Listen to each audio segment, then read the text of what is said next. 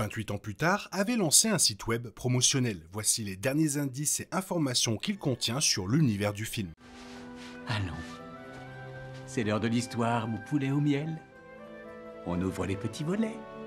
Cœur vaillant, œil sur la balle, on ne peut pas perdre.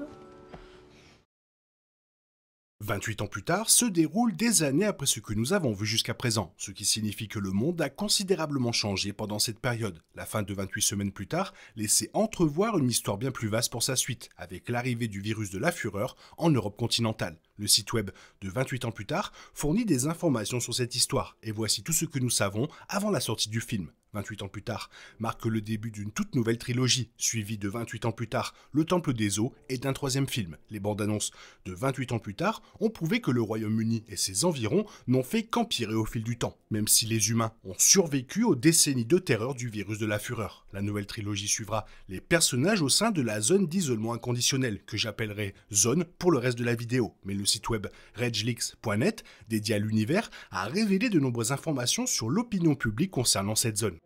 Il s'avère que la fin choquante de 28 semaines plus tard n'aura pas beaucoup d'influence sur 28 ans plus tard. Dans le deuxième film, il a été révélé que certains humains sont porteurs sains, et l'un d'eux a embarqué à bord d'un hélicoptère en direction de la France. Toutefois, la fin du film révèle que l'hélicoptère s'est probablement écrasé. Cela a conduit à la propagation du virus de la fureur en France, et le film s'achève sur l'invasion de Paris par les infectés. Ceci a laissé entrevoir la possibilité que le virus de la fureur se soit propagé au reste de l'Europe continentale dans 28 ans plus tard. Or, ce n'est pas le cas. Le fichier intitulé Narroz a été rédigé par un auteur inconnu résidant hors de la zone. Il explique que lorsque la deuxième vague a atteint l'Europe, nous l'avons repoussé. Le mur de l'Atlantique a alors été érigé. Il s'agit d'un blocus militaire qui s'étend sur les côtes françaises, belges et néerlandaises, empêchant la propagation du virus de la fureur à travers la Manche. Voici l'extrait complet du site web. Si vous lisez ceci, vous connaissez cette carte. Nous la voyons tous depuis si longtemps que nous ne la remarquons presque plus. Mais aujourd'hui, je me suis retrouvé à contempler le détroit du Pas-de-Calais. Il n'y a que 32 km d'eau entre Dover et Calais. C'est tout. Ce sont probablement les kilomètres les plus surveillés au monde. La deuxième vague a atteint l'Europe et nous l'avons repoussé. Le mur de l'Atlantique a tenu depuis. Nous nous disons qu'il tiendra toujours, mais comment en être sûr s'ils ne nous disent pas ce qui se passe réellement ? La carte du fichier Narroz offre un aperçu complet de la zone d'isolement inconditionnel. Le virus de la fureur s'est propagé à travers le Royaume-Uni et l'Irlande, mais la zone s'étend au-delà des frontières terrestres. Un vaste périmètre circulaire a été tracé autour des pays, le virus de la fureur étant contenu à l'intérieur de ces zones. La carte montre également plusieurs navires militaires encerclant la zone, vraisemblablement pour détecter les infectés et autres activités liées au virus. La zone immédiatement adjacente à la terre ferme est indiquée comme zone d'exclusion aérienne, ce qui signifie que certains avions pourraient avoir été abattus. À l'ouest de la zone est indiquée la patrouille de l'Atlantique Nord, tandis qu'à l'est, elle est indiquée la patrouille de la mer du Nord. L'extrait décrit les 32 km d'eau qui séparent Dover de Calais comme les kilomètres les plus surveillés au monde. L'un des marquages sur la carte indique également l'implication de l'OTAN, ce qui signifie que la lutte contre le virus de la fureur est probablement une opération mondiale.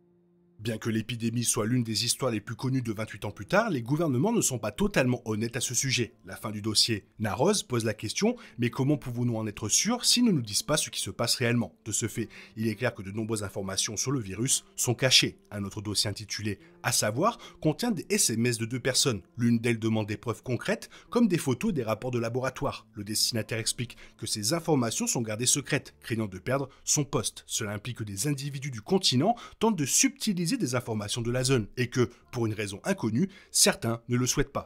La découverte la plus étrange sur le site web promotionnel est sans doute le fichier intitulé Bells. Ce fichier contient du texte et un extrait audio déformé. Le texte explique que le son ressemble à des cloches et se demande s'il existe encore des églises dans les communes de la zone. On suppose également qu'il pourrait s'agir d'un système de communication interne dans la zone, comme un système d'alarme. La zone pourrait déclencher l'alarme en cas de présence d'infectés enragés, bien que l'on ignore comment ce système a été mis en place et qui le gère. 55,701, -819.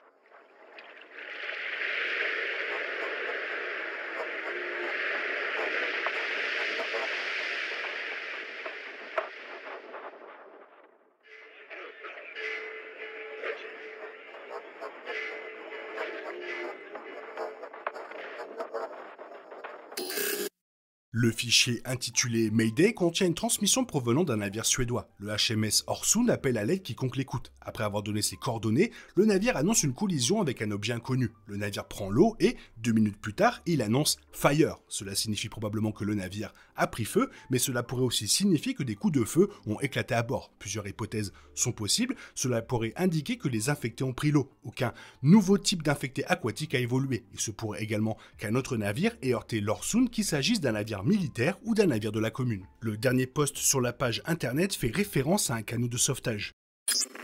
Mayday, mayday. This is Erik Sundqvist from the Öresund. We hit something. Boat started taking on water. The boat is, gone. 8 men on a life raft. Could have been more, but nobody wanted to leave without being heavily armed in case we need to land on shore.